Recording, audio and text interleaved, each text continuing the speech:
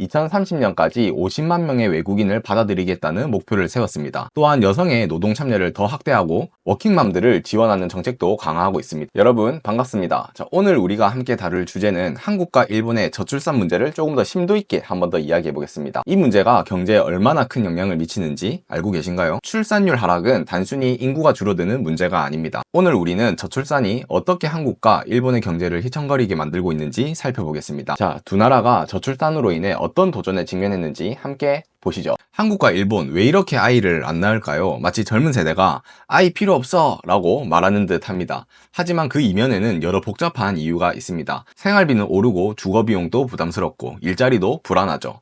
이런 상황에서 누구라도 쉽게 결혼하고 아이를 낳는 결정을 하긴 어렵습니다. 이 저출산 문제는 그저 개인의 선택 문제일까요? 아니면 우리 경제에 뭔가 더 큰 문제가 있는 건 아닐까요? 사실 이 문제는 국가 전체의 경제에 직격탄을 날리고 있습니다. 오늘은 그 경제적 영향에 대해 이야기해 보겠습니다. 먼저 한국부터 보겠습니다. 2023년 기준 한국의 출산율은 0.7명입니다. 세계에서 가장 낮은 수준입니다. 여기서 질문이 생깁니다. 왜 이렇게 출산율이 낮아졌을까? 생활비가 너무 많이 듭니다. 특히 주거비와 교육비가 엄청나게 비싸죠. 아이를 키우기 위한 비용이 마치 거대한 산처럼 느껴질 정도입니다. 많은 사람들이 이 돈으로 차라리 내 삶을 즐기겠다라고 생각하는 것이죠. 결국 이로 인해 노동력 부족이 발생하고 있습니다. 20년 후엔 한국의 노동력이 약 30% 감소할 것이라는 예측도 나와 있습니다. 노동력이 줄어들면 경제는 어떻게 될까요? 마치 큰 공장에서 일할 사람이 없는 것과 같습니다. 기계는 있는데 작동시킬 사람이 없는 상황이죠. 일본은 어떨까요? 출산율이 1.3명으로 한국보다 조금 나은 편입니다. 그러나 그게 다가 아닙니다. 일본은 고령화가 심각한 수준입니다. 65세 이상의 인구가 전체의 30%에 달합니다. 일할 사람은 적고 부양할 노인은 많아지니 경제에 큰 부담이 되는 것이죠. 일본은 이미 이 문제를 해결하기 위해 여러 방안으로 모색하고 있지만 그 효과는 미미합니다. 마치 기름이 새고 있는 배를 고치려 하는데 구멍이 너무 커서 역부족인 상황이라고 할까요? 일본 경제도 저출산 문제와 고령화 문제로 점점 더 어려워지고 있습니다. 그럼 저출산이 경제에 어떤 영향을 미칠까요? 여기서 핵심은 두 가지입니다. 첫째, 노동력 부족입니다. 일할 사람이 없으니 경제가 돌아가지 않습니다. 생산도 줄어들고 기업의 성장도 제한됩니다. 여러분, 마치 축구 경기에서 선수가 부족한 상황이라고 생각해보세요. 아무리 전략이 좋아도 선수가 없으면 경기를 이길 수가 없습니다. 둘째는 소비의 둔화입니다. 어린이와 청년 인구가 줄어들면 그들이 소비할 시장이 함께 줄어들죠. 장난감, 교육, 패션 모든 것이 영향을 받습니다. 저희 지방의 작은 도시들도 마찬가지겠죠. 한마디로 경제가 둔해지는 겁니다. 소비가 줄면 기업들은 타격을 받고 이는 곧 전체 경제 성장에 제동을 겁니다.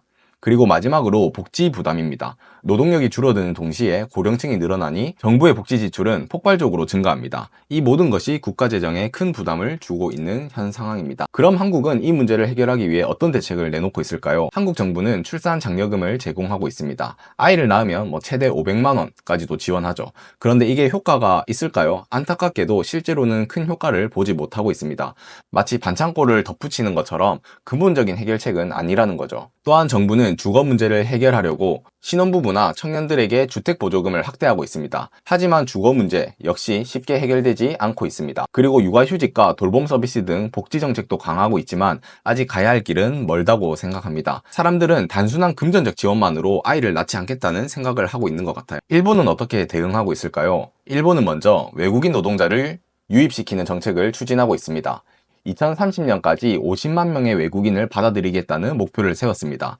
또한 여성의 노동 참여를 더 확대하고 워킹맘들을 지원하는 정책도 강화하고 있습니다. 하지만 문제는 여전히 남아 있습니다. 일본은 노동력을 부분적으로 보충하고 있지만 출산율은 여전히 낮은 수준을 유지하고 있습니다. 마치 구멍난 배에 물을 퍼내고 있지만 물이 계속 차오르는 느낌입니다. 근본적인 해결책이 필요한 상황입니다. 그럼 앞으로 한국과 일본은 어떻게 될까요? 여기서 우리는 두 가지 미래를 상상해 볼 수 있습니다. 첫 번째, 기술의 발전으로 인한 인구 대체입니다. 로봇과 AI가 인력을 대체하며 부족한 노동력을 보충할 수 있을 것입니다. 2030년까지 약 30%의 인력을 로봇과 AI가 대체할 수 있다는 예측도 있습니다. 하지만 이게 정말 해결책일까요? 기술만으로 모든 문제를 해결할 수는 없습니다. 결국 외국인 노동자나 이민자 유입도 고려해야 합니다. 다문화 사회로 전환할 필요가 있다는 것이죠. 그렇지 않으면 경제성장 잠재력이 계속해서 감소할 것입니다. 자, 그럼 이제 본격적으로 어떻게 이 문제를 해결할 수 있을지 생각해 봅시다. 첫 번째로는 육아 환경을 개선해야 합니다. 더 나은 육아 지원과 유연한 근무 환경을 제공해야 합니다.